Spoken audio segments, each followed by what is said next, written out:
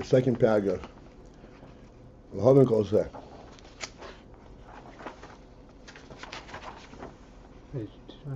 Page 2. Page 2, right? Beis. Maybe it's paragraphs in there too. Huh? It's five You don't have the parag- same it's five paragraph back? paragraphs in there that we don't have. Not It's necessarily. gonna be on the first page. Yeah, they It's in the separate middle. into paragraphs. Huh? We didn't get the second page on In the the pamphlets there's paragraphs, and the big one there's not. Doesn't have paragraphs. Okay.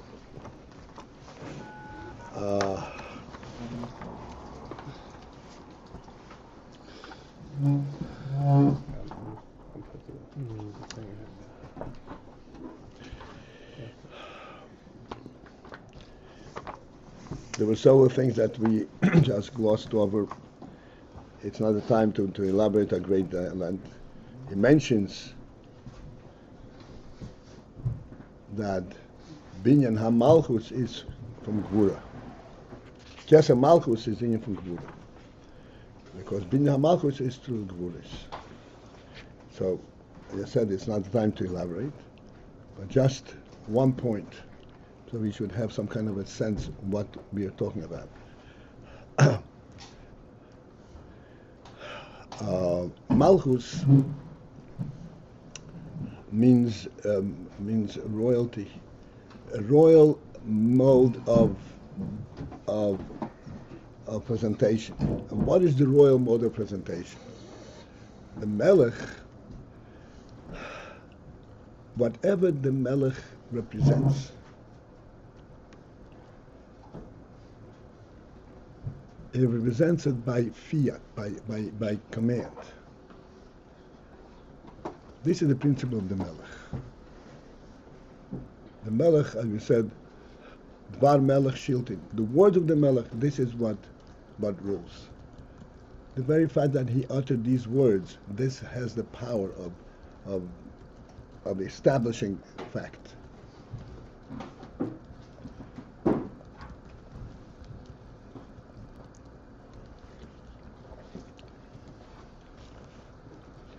I said there is tremendous depth and richness in this.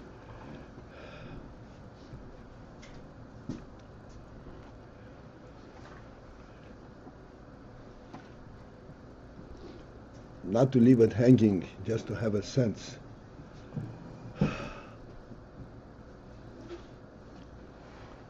What fact, what principles need to be substantiated, need to be explained, need to have a basis.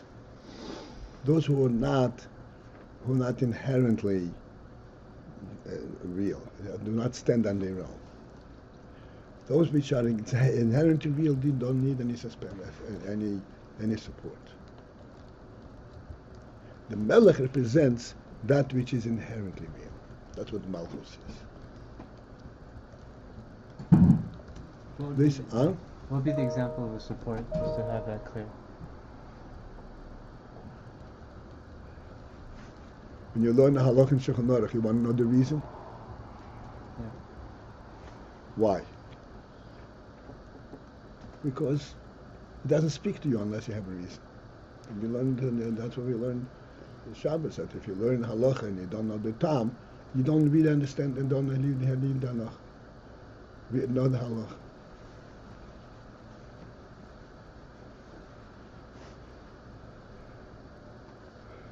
Because the halacha, as we learn it, the truth is halacha doesn't need a tam, because that's a command of the king. But we don't learn it that way. We learn it how it pertains into our actions, into our world. And there, it doesn't have a real stand unless it can be elaborated, unless it can be put in perspective.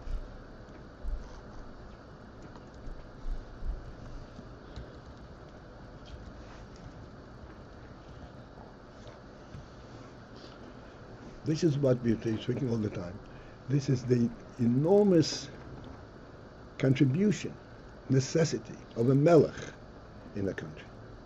What gives the country a real presence, not a presence for justifying it, that needs to justify itself. This is why a country and people in the country are prepared to go to war to protect the country. What's the point of war? You're going to lose your life.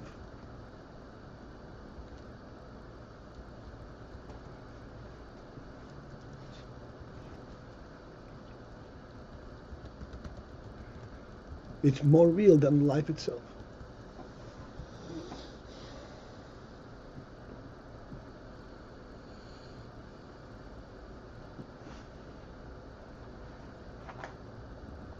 How can it be anything more real than life itself?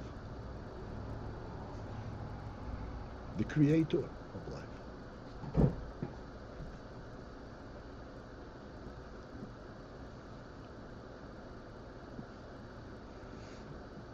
Ultimately, as we say all the time, what gives reality to life? But that there is the one who gives life. Chaye Chayim. This is what makes life real.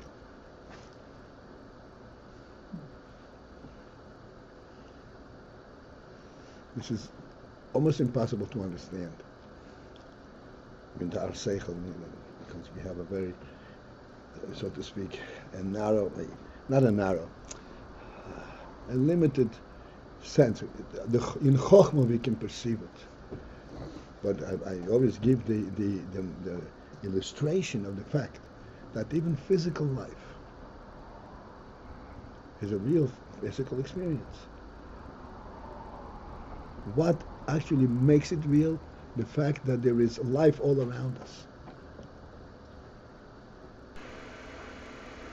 We breathe. The experience of breathing is not the breathing; it is that it is being put into us. That's the experience. That's what makes it.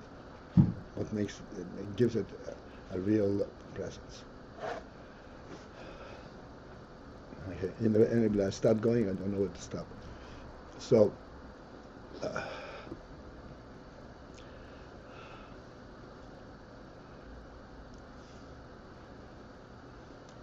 Melech, this is the presentation of the ultimate reality. And this is why it comes through the form of Gvura, because the very statement itself is real.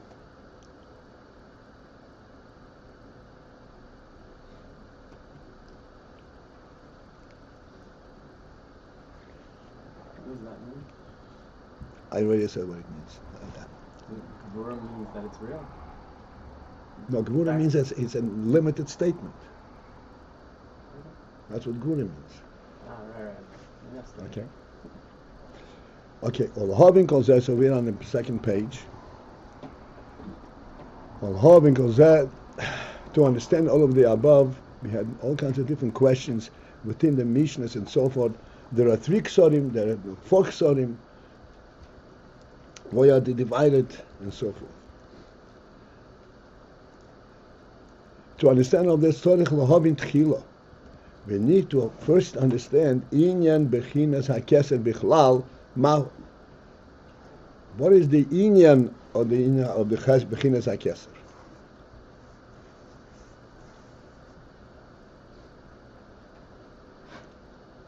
The hina yisib bepadis. Shar ha-kelim erech Kesser.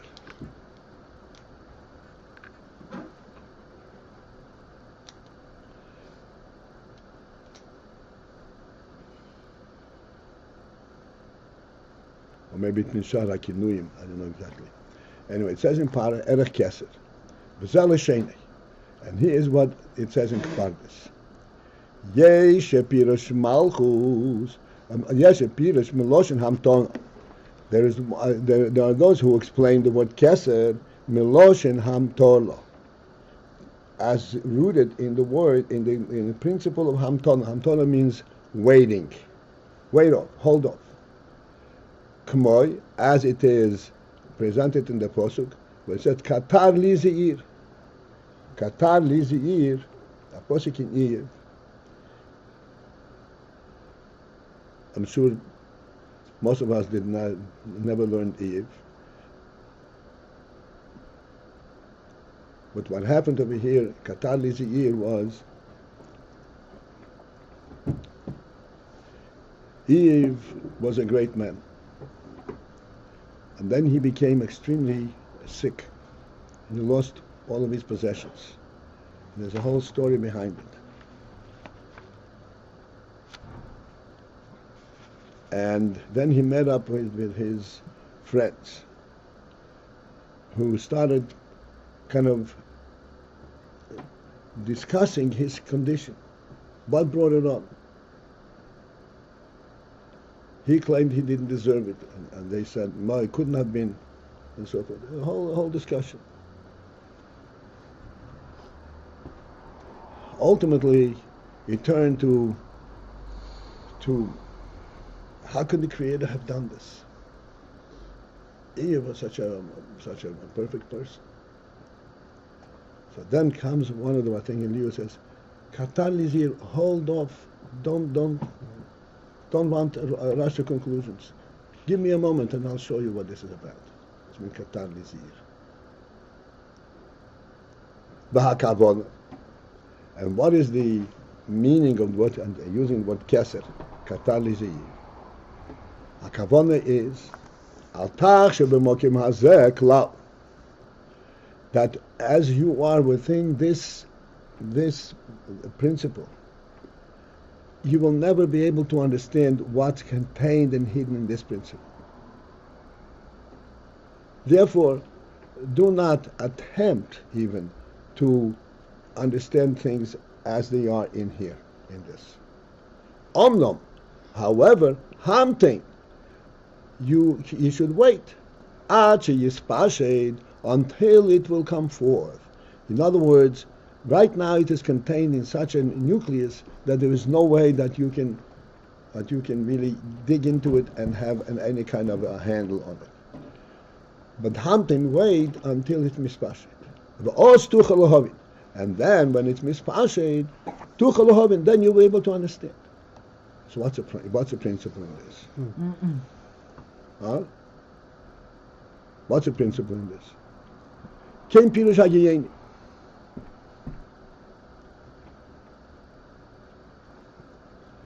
Ken pirush hageyin. This is the part that says the Ge'enim explain it this way.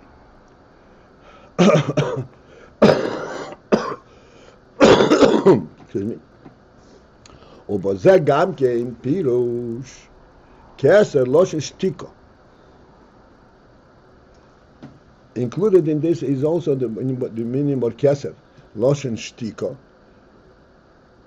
coming from related to the word shtiko, being quiet. The hainu, which means hamtem li, wait for me, give me a chance. V'doim, and be quiet milhagi dober. Wait from elaborating at anything. What is the principle of shtiko in this context? Because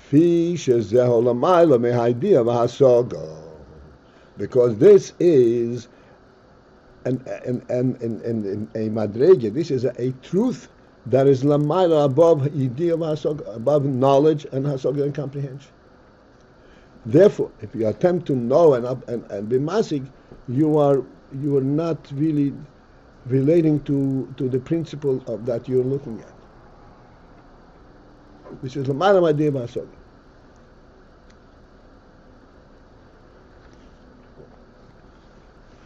And here I'm going to just make this important point as we go on, as we have already learned in the previous attempt. It is extremely important for us to realize that everything that exists does not exist, so to speak, on its own source and its own recognizance. Everything has a source whence it comes from. Not only where it comes from, but what gives it support.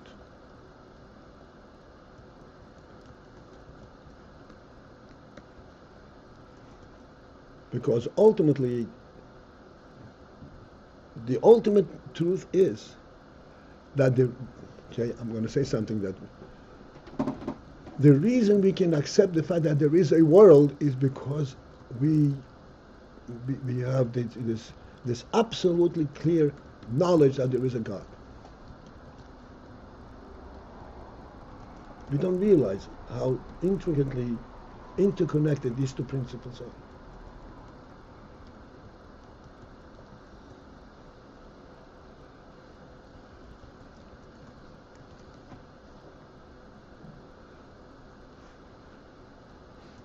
So what is world? World is the revelation of godly qualities that reveals itself in levels that are possible to be comprehended, to be understood. This is by far not the essence. Nothing in the world supports itself, holds up, stands up on itself. Nothing. But we are able to understand it within its context, within its limited context. This is what he says. Wait, here there's nothing you can possibly understand. Because you are now above that context that can be understood.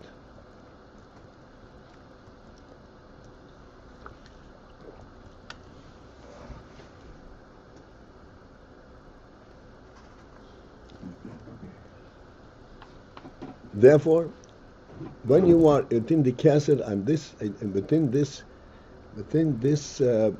principle, don't even attempt to talk about it. Wait a minute. This is not the time to talk.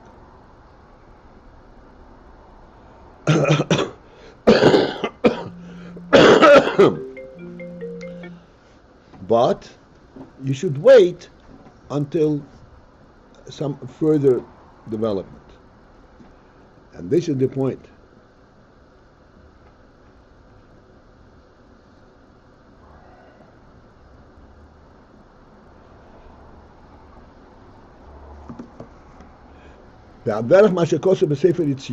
Okay, that's what we're up to.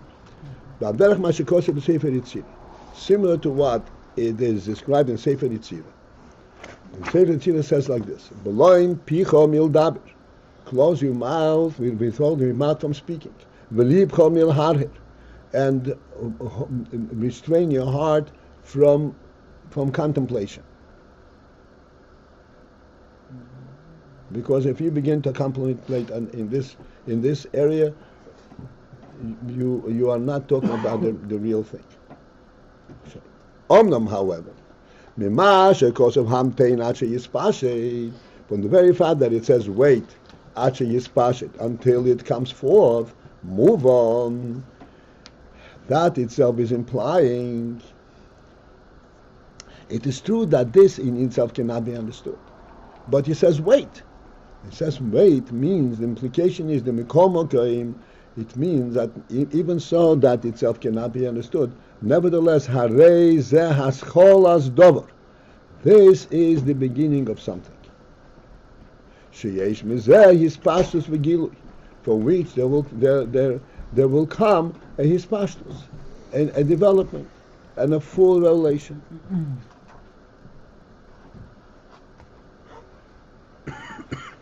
And now, in brief, he comes out with Haina, which means to say the Kesser who lost in Hamton.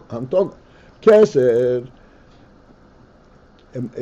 is drawn from the expression Hamton Katarli, waiting. And what is waiting? Hamton is based in Yonim. In waiting, there are two principles. The who. What are the two principles? First, there is Hamton is Hoyikov Milyanil Ayin Hachlashim.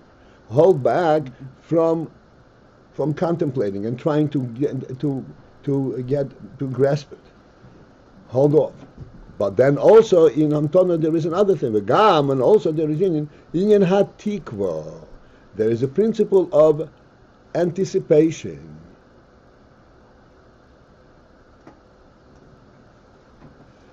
As mi ken epes der warten davon. Who knows Yiddish? Anticipation. As mi ken epes der warten, that it's possible. Yes, right now you can, but if you wait long enough, something will come forth. There is a beginning of a process. Das meint, mi ken epes der warten. You can expect things to happen. V'hu inyan, which is a principle hatikva. Hatikva means the longing, you're looking forward El his pashtus vehagilu, looking forward to his pashtus, to development, and a gilu and full revelation.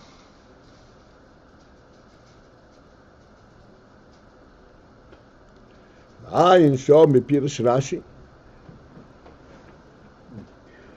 and in Rashi over there, in I think in Tanakh in Iyov, Rashi says, Kesser lo katar loshen heichel. Heichel means both wait, and heichel means anticipate and hope. Shehu inyan hatikva, which is the principle of tikva. Tikva means hope. Ukmei deim laHashem is choylelei. The way they say in the pasuk, deim laHashem. Deim means stay quiet laHashem, but look out Hashem. He's choylelei and hope to Him.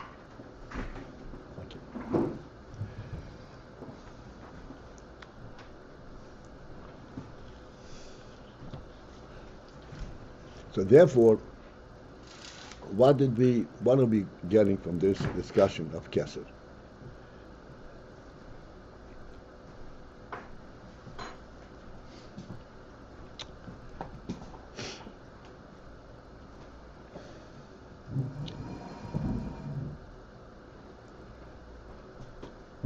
That Kesser represents that point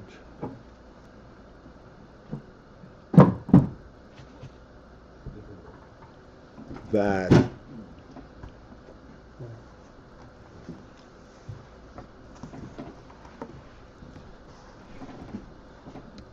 has an element of a beginning of a process.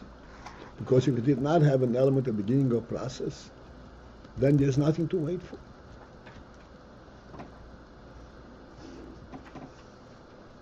But Kesser has an element of beginning also, but it's only the beginning. And at that point, there is nothing you can possibly discern and understand what this is about.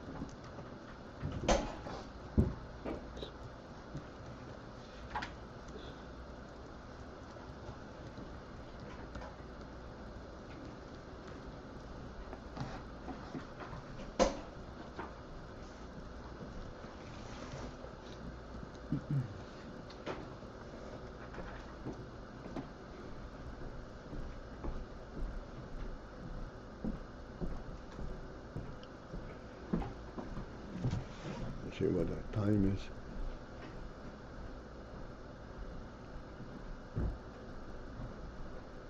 Yeah.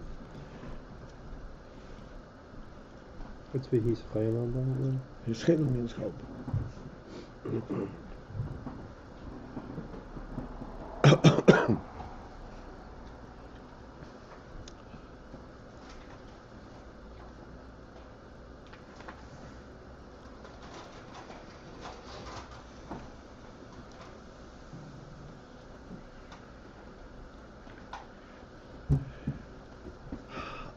We always quote the Rambam.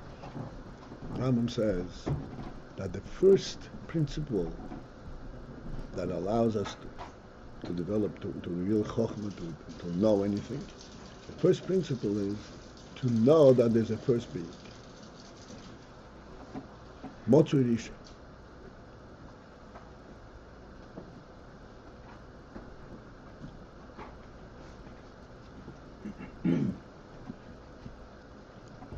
Now, knowledge, in our definition of knowledge, is possible only in something that I see not only what I have, but where it comes from. B'tzim Pshat HaSod. Motzoi Rishon, we cannot have knowledge of.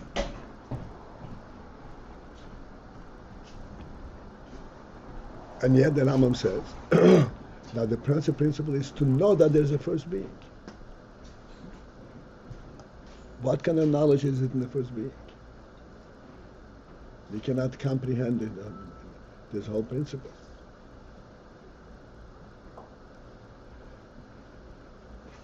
That's what the Rambam explains. The knowledge of the first being is Motzurishim Mamtzi Kol Nimtza, who brings everything forth. the manner with which we relate to Motzei Rishim is from the fact that he brings everything forth. Therefore, when we look at the world, we say, what's this about? Can the world make sense of itself? Absolutely not. The only way you can make sense of the world and begin to think with your chokhmah is to know that there is a mamshikal nimtza. It has been brought forth. It has been brought forth with an intent, with a kavanah by a creator. What is the beginning of the world? The will of the creator that it should be.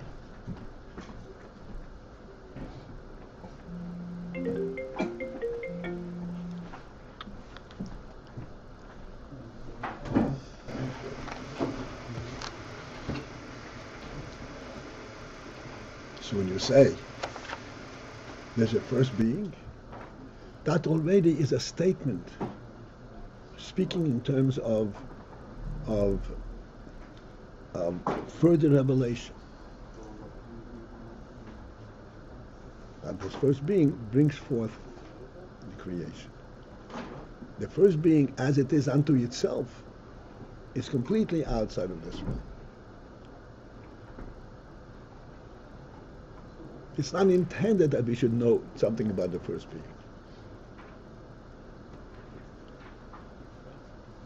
That's why Amud HaChochmas. Chochmah is that which is able to discern and see that which is being presented to it.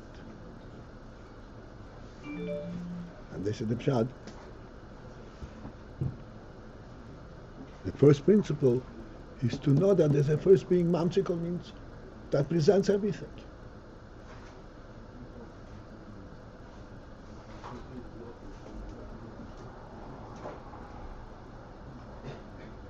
Again, as you always do, this is the paramount error. When they try to understand the world as self-creating, losing the whole thing. There's nothing to know.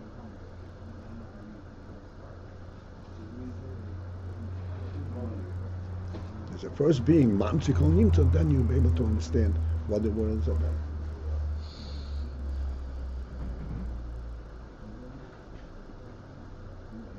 What you see and so forth, and what its function is. Okay.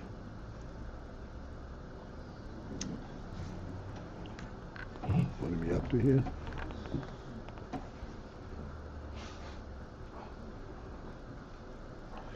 I just want to start the next section. So far we explain, we translate Kesser as being anticipation, hope, hold off. Wait until it develops. V'yesh shepirish Kesser k'mashmoi. Then there is also those who explain and translate the word Kesser k'mashmoi in the simple sense. A hainu, which would mean Kesser v'ator, a crown. And what is the principle of a crown? V'atam, and what is behind this crown principle? K'moi sheha Kesser reish l'chol levushi haguf. Just as the Kesser, the crown, is the head, is the beginning for all levushi haguf, for all garments of the body.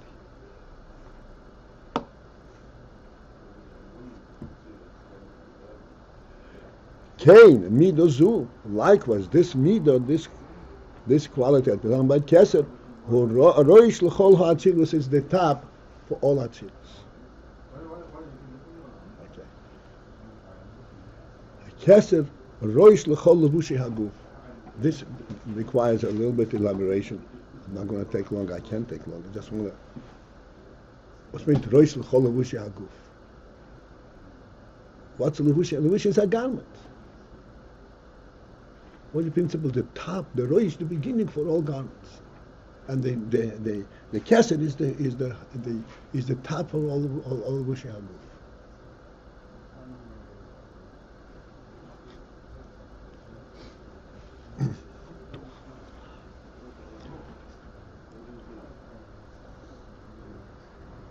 A garment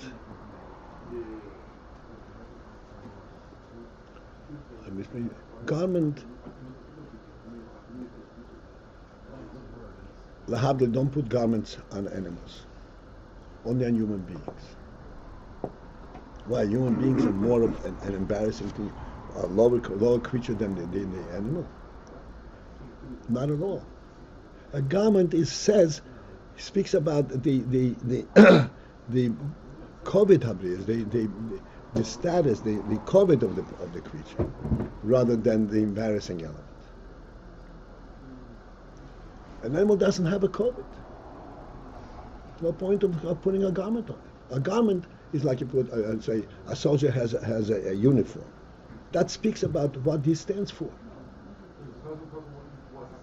A garment speaks of what he stands for. That's why the Rosh L'Chol, what is the top, the beginning of all garments, is the head covering, is the crown. Yes, he stands for something. This is it for this morning. Thank you.